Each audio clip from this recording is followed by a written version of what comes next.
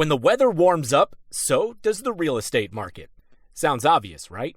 It's true. Spring typically means more home sales. But how will the current interest rates affect people's decisions? What about inventory? Is it high or low? And does that benefit the buyer or the seller? And how do those factors take into account a certain price point or area of the triad? Now it's not so obvious, is it? That's why you should turn to the Ginther Group to make sense of it all. You need someone you can rely on to assess your situation, read the data and trends, and point you in the right direction. Interest rates, inventory, even new construction. There are so many factors that impact our local market. And you should get your information from the folks right here in our backyard. Contact Blake Ginther and the Ginther Group today, 336-283-8689, or visit theginthergroup.com. Buying, selling, investing, or just learning, whatever you need, start now. And like me, you can become a Ginther Group client for life. This is the Triad Podcast Network. I'm Algernon Cash, and you're locked in. Welcome to today's episode of Locked In, where we delve into the pressing economic issues shaping our nation. Of course, I'm your host, Algernon Cash, and joining me today is Dr. Jeff Sarbaum, who is an esteemed senior economist from UNCG right here in the Triad area of North Carolina. This morning, the Bureau of Economic Analysis reported a 0.3% annualized contraction in the United States GDP for the first quarter of 2025, the first decline since early 2022. This downturn is largely attributed to a surge in imports ahead of a newly imposed tariff policy from the White House, which significantly skewed trade balances. Simultaneously, consumer confidence has plummeted to 86, marking the lowest level since May 2020, as households grapple with rising prices and economic uncertainty. Retailers are sounding alarms over potential empty shelves and escalating prices, raising concerns about the upcoming shopping seasons. In this episode, we'll unpack these developments with Dr. Sarbaum, exploring their implications and what they signal for the road ahead. Dr. Sarbaum, thank you for locking in. How are you? I'm doing great, Algernon. How are you doing today? It's great to be here. I am well. I'm well. You and I are new friends. We literally met a week ago from today. Yes, we did. And I had the chance to moderate a panel conversation called Unleashed Triad, hosted by Triad Local First on the campus of UNC Greensboro. And I was really impressed with your commentary. And I said, I've got to get you on the show. And the timing is absolutely perfect because we had some big economic news here today that I'm sure my audience wants to learn more about. But before we get into that, you are a senior economist at UNCG. The opinions that you'll share on today's show are your personal opinions and not opinions of the college itself. But just give my audience a little introduction on who you are and how you landed at UNCG. Yeah, I've been at UNCG for 25 years now, and I'm primarily a teacher. I teach thousands of undergraduate students, often in a single year. I think I've taught about 20,000 students over the course of my career there. And I primarily teach courses in international economics and principles of economics courses. And I have a couple of national textbooks out there that I like to work on and try to keep up to date for the students. Well, Dr. Sarbaum, I think all of us across America have been students of the economy, at least the last 100 days. And I think many of us have been getting a crash course on how tariffs work and how interconnected the global economy is and just how sensitive things are here in the U.S. economy. So let's start there. I did mention that today we got a big report on what's happening with GDP. The United States economy contracted by 0.3% in the first quarter of 2025. I guess, could you elaborate on the primary factors contributing to the decline? Sure. I mean, this is the largest decline we've had since the outbreak of COVID. Typically, when you have more than 2 quarters of negative GDP growth, you start to talking about being in a recession. So I think this is sort of the tip of the iceberg in terms of seen a report this quarter that had negative GDP growth attached to it. Certainly, a lot of the layoffs at the federal level are harming consumer demand and expenditure. There's a lot of uncertainty about what the future looks like, so people are being a little more cautious about their expenditures. And all of those things lead to less purchasing, which leads to declines in economic growth. And the tariffs are certainly something that we're about to begin experiencing, I think, a little bit more in full force in the next number of weeks, because we have a large number of container ships and things that are, going across the Pacific right now, and they are not necessarily full. And we've had CEOs commenting on the fact that there is a probability that we may see on empty store shelves or less availability of product in the future. And that sort of shortage can do nothing but lead to higher prices. The Yale Budget Institute has estimated that the tariffs, if left unchecked, are going to lead to about a $3,000 to $4,000 increase in annual expenditure per household. Those sorts of increases in expenditure are also something that will put downward pressure on economic growth and also create inflationary pressures. So my personal belief is that this negative GDP growth is not just a blip, but it might be the beginning of something that we're going to experience for a period of time over the summer, if not beyond. When we get these reports, and especially the quarterly GDP number, it tends to be sort of rear view looking. Mm-hmm. So in your position as an economist, how do you determine how much of what we're seeing is being influenced by current fiscal and monetary and trade policy and so forth, versus just trends that may have been emergent on their own?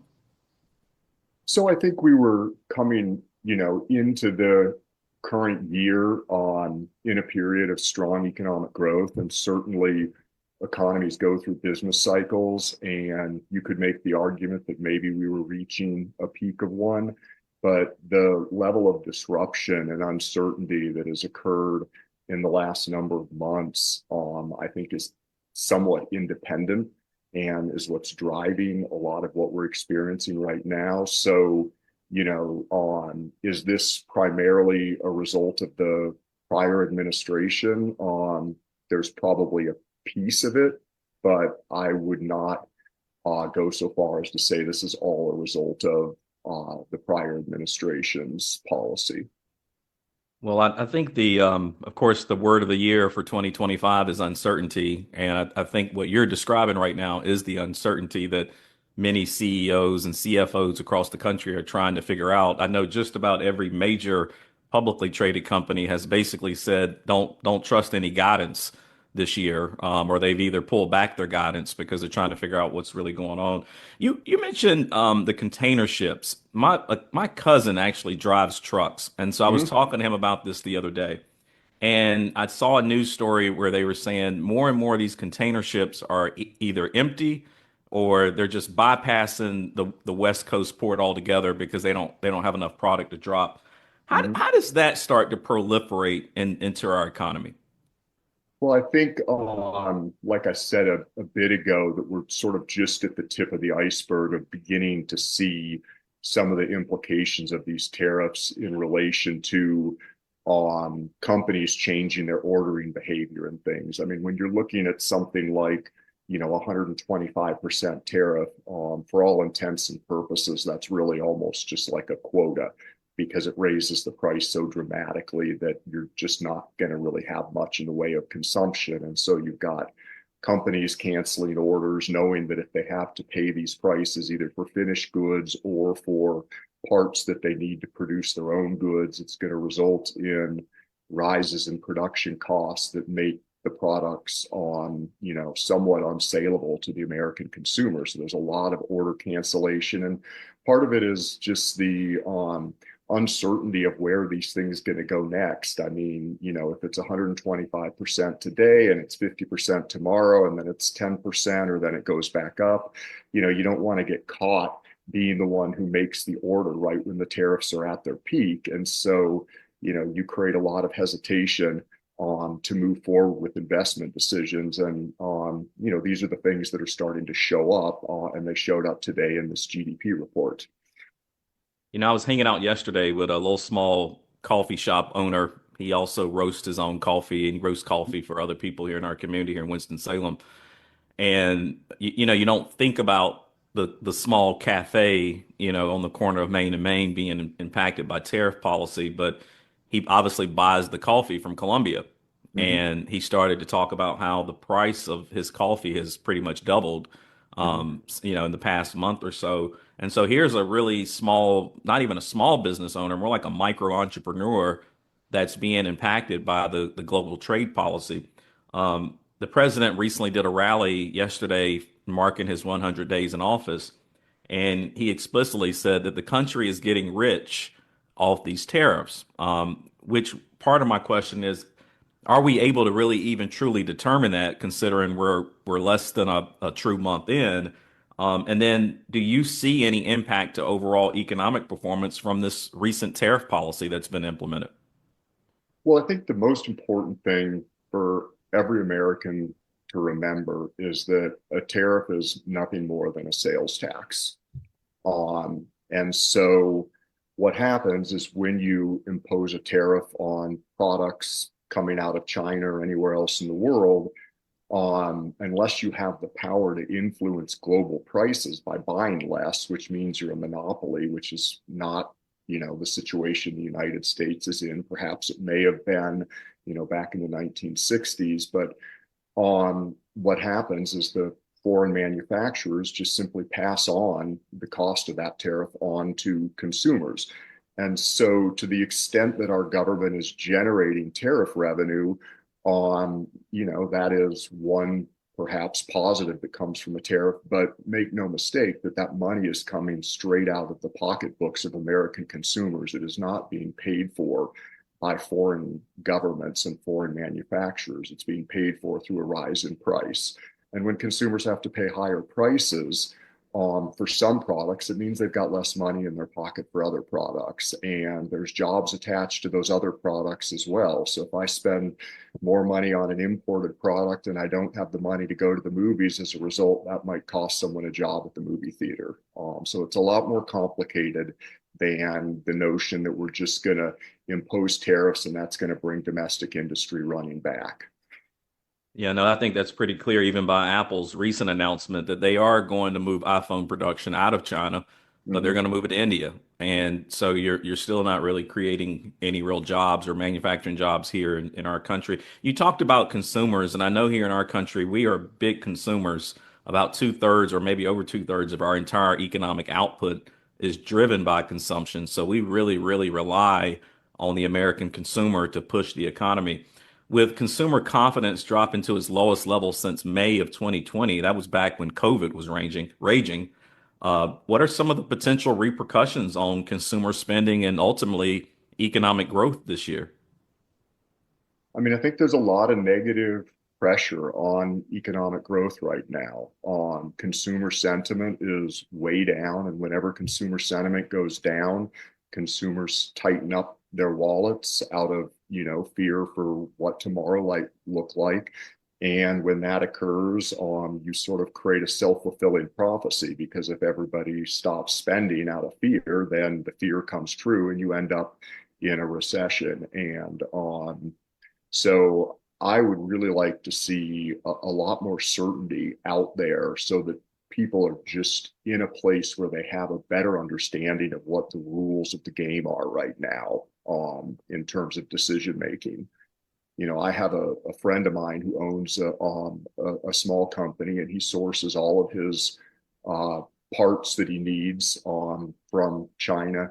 And he was telling me the other day that he's going to be bankrupt in about 2 months. Wow, that's got to be tough to take in. Yeah. Like I said, even sitting with this cafe owner and listen to how he's trying to navigate between, does he raise prices or what does he do because he doesn't want to shock his customer? That's a tough situation to be in. I think that whenever we see these types of announcements about what's going on with the economy, or you hear the types of stories that you just shared with us, I believe the president's supporters are often clamoring to find at least some positive news in all this. I know that there was a California Congress member who's part of the Republican Party that was actually saying that the economic report was good news. And I'm not sure how you spin that, but some supporters of the president would argue that the price of oil has went down. I think it's at $59 a barrel, so that's a great thing. They would also argue that interest rates have come down. I think the 10-year today is trading at 4.2 or something like that. I look at that, Dr. Sarbaum, and say, okay, those are good things, but they're happening for the wrong reasons. What's your perspective of it? Well, I think, certainly unemployment is rising right now, certainly with all of the federal layoffs, and that's creating a softening of the economy. Interest rates going down is certainly a good thing for stimulating economic growth. It's going to be very challenging to maintain low interest rates if we get into an inflationary environment. One of my big concerns would be that these tariffs are similar to what might be considered a supply shock, sort of like what we experienced during the OPEC oil embargoes, where there's a big rise in production costs, and that results in rising prices as well as rising unemployment at the same time. And that's a really difficult thing for the Fed to handle because, when both of those things are happening at the same time, the policy only works on one of them and makes the other one typically worse. So that's going to be a real challenge if we get into what would be referred to as a stagflationary environment. And you mentioned that, there's some indication that prices are coming down. I'm fingers crossed that that's the case. But, the way the tariffs are currently in place and the kinds of things I'm hearing about what products are and primarily are not coming across, and the empty containers, that there's no way that can't lead to tremendous upward pressure on price over the next 6 to 8 weeks would be what I'm hearing through the grapevine. It's time to get serious about your financial future. It's never too early, but it could be too late to get started. And that's oftentimes the hardest part, getting started. How much do I save? Where do I invest? Do I save for college or retirement? How much for each? And who do I talk to about it all? Okay, we'll keep things simple for now and help you answer the last one. We recommend you begin with a local financial advisor. And that's Jennifer Johnson of Three Magnolias Financial Advisors. She'll sit down with you for a complimentary introductory consultation and go over all of your questions. Get started on the path to achieving your financial goals. Visit threemagnoliasfinancialadvisors.com or call 336-701-1600. Get comfortable with your financial future. Three Magnolias Financial Advisors. Retirement, financial planning, and investments. Securities offered through Private Client Services. Member FINRA SIPC. Investment advisory services offered through Three Magnolias Financial Advisors. Three Magnolias Financial Advisors and Private Client Services are not affiliated. Private Client Services is under separate ownership from any other named entity. Springtime brings so many special occasions, so why not spring into Dewey's for all your celebration needs? From custom, unique cakes to balloons and party tableware to the perfect gift, Dewey's is your one-stop shop in the Triad. Even if you don't have a big event on the horizon, it's always a great day to stop by your local Dewey's Bakery, especially on Mondays for a free Cake Square Day. No purchase necessary and available all year round at any of their Triad area locations in Winston-Salem at Thruway Shopping Center and Renolda Manor, and in Greensboro at the Friendly Shopping Center. Need to place that order now? Visit local.deweys.com, and as a listener of the Triad Podcast Network, you'll receive 25% off by using the code PODCAST. Our friends at Dewey's are always finding great ways to give back to our local community, providing millions of dollars to nonprofits. Your organization can also partner with Dewey's to raise money. Just email cake@deweys.com to learn more. Don't miss the chance to make your event even more special with an order at local.deweys.com. Use the promo code PODCAST for 25% off. Dewey's. Celebrate every day. Yeah, and I think oil prices are coming down because I think growth is slowing. It's not because of the tariff policy, but people are starting to price in slower economic growth, and that's going to drive the price of oil down. Also, it's going to drive supplies higher. It's going to mess with production. I think it's just something that this administration is sort of hanging its hat on to try to argue that something positive is occurring. And same thing with interest rates. I think rates are coming down because people are pulling money out of the stock market and trying to go into a safe haven like treasuries, and that's driving the yield down. It's sort of like when you go to Chick-fil-A and they say, well, hey, we're going to give you a free chicken sandwich, but oh, by the way, it might poison you. So you're happy to get the free sandwich, but you are unhappy with the reason why you're getting the free sandwich. And I think that's a little bit of what's occurring right now. You know, on the panel conversation a week ago when we initially met, I asked a couple of questions about stagflation. And Mm-hmm. my audience, I do have a new article or a new piece in the Carolina Journal that talks about stagflation, and you can go pick up the Carolina Journal. I encourage you to read that. For my audience here today, Dr. Sarbaum, many people don't know about stagflation. It's not something that we've had to deal with for a very long time, like many, many decades. Right. But when I look at the trends and I hear the insights from smart people like you and a lot of other economists, I am starting to hear that phrase stagflation more and more. I'm hearing more about contagion, Mm-hmm. things starting to spread out of the stock market and into the broader economy. For my audience, could you give us a quick education on what triggers stagflation, and does the Federal Reserve have the right tools to fight it if that's where we're going this year? Right. So it's a really good question, and I think it's one of the biggest concerns out there right now amongst economists. The closest parallel would probably be the OPEC oil embargo and the oil price shocks we experienced in the late 1970s when the price of oil and gasoline was going up 2- and 3-fold. And if you think about, the magnitude of some of these tariffs, those are sort of the same numbers. If you're talking 100% increase in the price due to a tariff, and I particularly think it's a similar magnitude, when oil is a small percentage of the input of the total product that's being produced, whereas the tariff is on the entire product. So you need a smaller tariff rate to have the same sort of magnitude of impact as a higher rise in the price of oil. But what happens is when all production costs go up, that raises costs of production. And when costs of production go up dramatically, it decreases people's ability to spend. And then when that happens, economies start to slow down. And when that happens, unemployment will start to rise. And traditionally, when you have rising unemployment, the strategy would be to lower interest rates, and then that would stimulate borrowing and investment.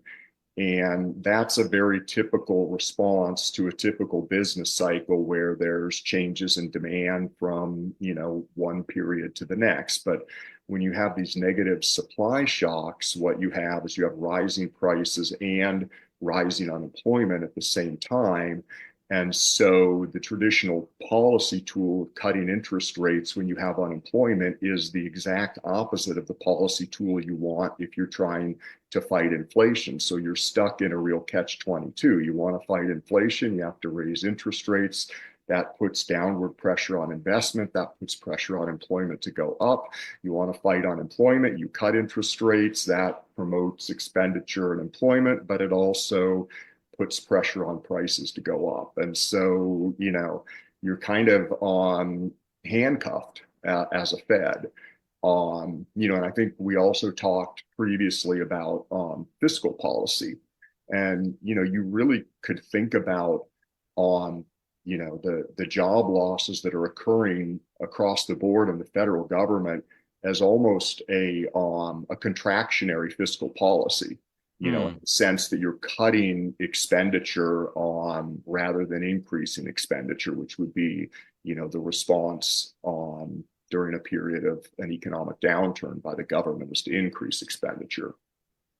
Yeah, it's a great point you just made at the end. I really like that because you're right. When we typically go in a macroeconomic slowdown where private companies and individuals aren't able to make the same kind of contribution, it's government that steps in and sort of keeps things a little bit more propped up and balanced until we can get back into a normally functioning cycle. But you bring up a great point. It doesn't not only, and it's a great point, but it's scary at the same time what you just said because not only do we not have a lot of bullets in the gun in terms of a monetary policy, we don't have a lot of bullets in the gun in terms of fiscal policy either, with the type of spending that we've been doing, and not necessarily paying our bills here. That's really fascinating. I may have to actually just bring you back here later this year just to further explore that idea. That's really interesting. I'm also starting to hear about some oil companies, domestic oil companies in this country that are starting to run into problems. I mean, as the price of oil per barrel continues to drop, for some of these oil companies that might be producing or going for oil in tougher strategic areas, it becomes it's not worthwhile to continue to do so because you can't get the price you need on the market. How does that start to impact the broader economy? Um, I mean, that's not really an area of my focus, but I would say that, to the extent that we have interest in trying to move toward, more sustainable types of production and environmental kinds of initiatives, that, when you have falling prices for oil, it tends to disincentivize investments in some of these other types of technologies because the oil is inexpensive. The other thing it does is when the price of oil goes down, presumably the reason oil is coming from where it comes from is because that's the cheapest place to produce it. And so if it's potentially more expensive to produce it in another location, then the falling price of oil is going to make it certainly harder for you to be able to tap into that market because it's not going to be profitable for you. No, I totally agree. I just got a couple of more questions, even though I could do this all evening with you. My audience knows that I'm a nerd when it comes to either history or the economy. I absolutely love learning about it. Again, I know you're sharing a lot of your commentary personally. It's not on behalf of the university. We want to make sure we repeat that as well. But, from a policy perspective, we just had a really good conversation about fiscal and monetary policy. Is there anything that you would recommend if all of a sudden President Trump called Dr. Sarbaum and said, "Hey, I want to meet with you in the Oval Office for an hour"? Are there any policies that you would recommend to try to mitigate these challenges? Well, I think the most important thing right now is to just communicate in a way that creates certainty, so people know what the situation is. If it's going to be a tariff rate of X%, let everybody know that that's what it's going to be and that's where it's going to stand, so that people can start to make decisions on, when you're talking about, all of the things that we've been talking about, much of what is driving this is the uncertainty of not knowing what's coming next. And the hardest thing to do when it comes to, making effective business decisions is to try to do so when there are a lot of unknowns. I totally understand. And here's my last question. This is going to be a loaded one. I know economists, you hate to get this question, but I got to put it out there. All right. Considering all the factors that we've talked about today, what are you forecasting for the U.S. economy in 2025? Where are we going? I always tell people if I had a crystal ball and knew the answer to that, I'd be on a sailboat in the Bahamas. But I would say the probability of us going into a recession continues to rise. But beyond that, I really can't predict where things are going to go because there's so much uncertainty. We don't know how China is going to respond. We don't know how the rest of the world is going to respond. We don't know what the tariffs are going to look like in the next 30 to 90 days. And all of this makes it, almost impossible to predict where things are going. But that said, seeing that we just had a period of negative economic growth this early into all of these changes, it's hard for me not to believe that, all of the economists, many of whom are, far more well known than me as macroeconomists, are all predicting, a greater than 50% chance that we're in a recession, within the next 6 to 9 months. And I would certainly have no reason to think any of those influential people are wrong. I think that's a fair answer, and it gives me great reason to invite you back later in the year to continue this conversation. I would love to do that, and I'll try to get some better lighting on my face. I see myself it's all you're out of the shadows.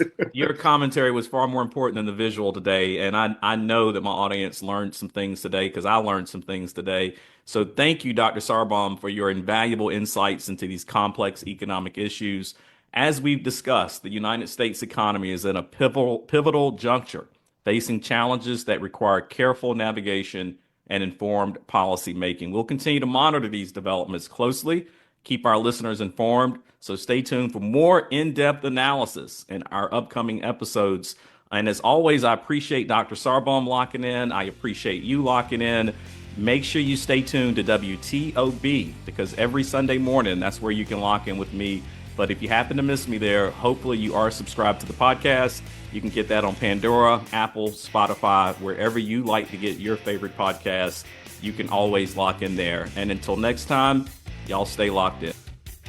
Hey, thanks for listening to this episode on the Triad Podcast Network. Our mission is simple: provide information, advice, and stories about the people and places that make the North Carolina Triad such a great place to be. You can find us by searching Triad Podcast Network on Apple Podcasts, Spotify, pretty much wherever you like to listen. If you like what you heard and want to support the show and those that contribute, we would truly appreciate a rating and review on your favorite podcast app. It helps spread the word along, as do your shares on social media. You can find us on Facebook, Twitter, Instagram @Triad Podcast. To get in touch with us, simply email info@triadpodcast.com. Thanks for listening. This is the Triad Podcast Network.